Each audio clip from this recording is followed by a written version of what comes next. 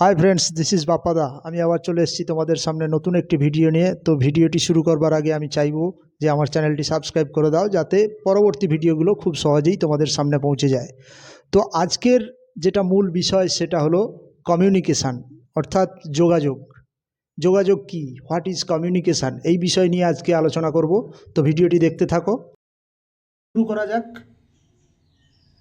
Communication, দেখো এখানে লেখা আছে এলিমেন্টস অফ কমিউনিকেশান প্রসেস, অর্থাৎ কমিউনিকেশানের যে পদ্ধতিটা সেটা আমরা এখানে বিস্তারিতভাবে দেওয়া আছে, সেটা আমরা জেনে নেব। দেখো আমি এবার শুরু করি। What is communication?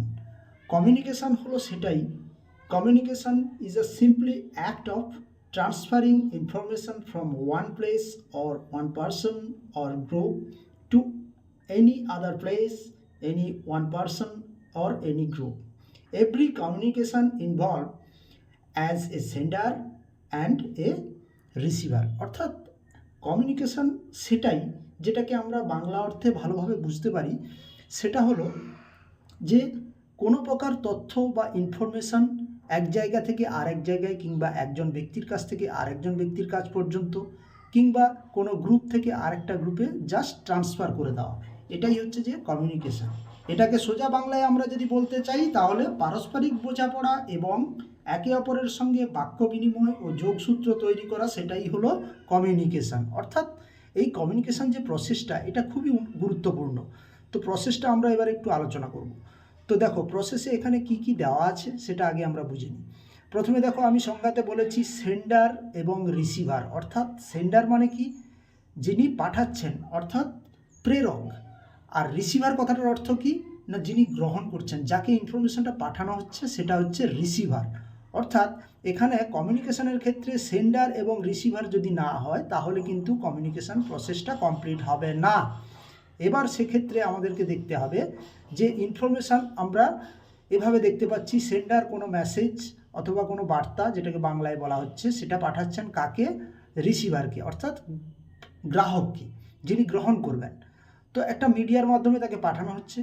এবার এখানে আমাদেরকে বুঝতে হবে এই যে মেসেজ অথবা কোনো কিছু পাঠানো হচ্ছে, এটা এখানে লেখা আছে দেখো এনকোডিং। এই এনকোডিং কথাটার অর্থটা কি না, সংকেত করা। যে আমি কোনো কিছু মেসেজ পাঠালাম একজনের কাছে, সেটা সংকেত করছে, ইন্ডিকেট করছে এক ধরনের। তারপর দেখো মিডিয়ার মাধ্যমে, যে কোনো মিডিয়ার মাধ্যমে যাচ্ছে, সেখান থেকে দেখো যখন রিসিভারের কাছে যাচ্ছে সেটা হচ্ছে যে ডিকোডিং পদ্ধতি একটা শো করাচ্ছে। এটা হচ্ছে যে কিছুই নয়, এটা পাঠোদ্দারতা, অর্থাৎ আমার মেসেজটা তার বোধগম্য হবে কিনা, তিনি বুঝতে পারবেন কিনা, আর কিছুই নেই এখানে। তো এরপর এখানে দেখো একটা নয়েজ দেওয়া আছে। নয়েজ মানে আমরা জানি একটা চিৎকার করা বা আওয়াজ করা। তো এই নয়েজের ক্ষেত্রে এটা জাস্ট উল্লেখ করা হয়েছে যে মেসেজটা কোনো ভয়েস মেসেজ হতে পারে কিংবা রাইট মেসেজ হতে পারে, সেক্ষেত্রে হয়তো নয়েজ থাকবে না কিংবা থাকতেও পারে।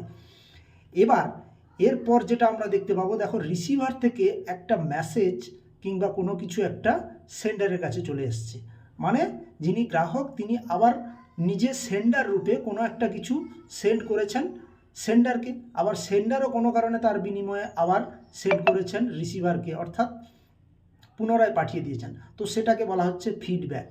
আমরা সবাই জানি যে প্রত্যেক ক্রিয়ার সমান ও বিপরীতমুখী প্রতিক্রিয়া থাকে, যেটা নিউটন থার্ড ল ছিল। তো ঠিক একইভাবে একটা মেসেজ যখন ট্রান্সফার হয়ে কোনো রিসিভারের কাছে যায়, তো রিসিভার তার অ্যান্সারে যেটা পাঠান সেটাই হচ্ছে যে ফিডব্যাক।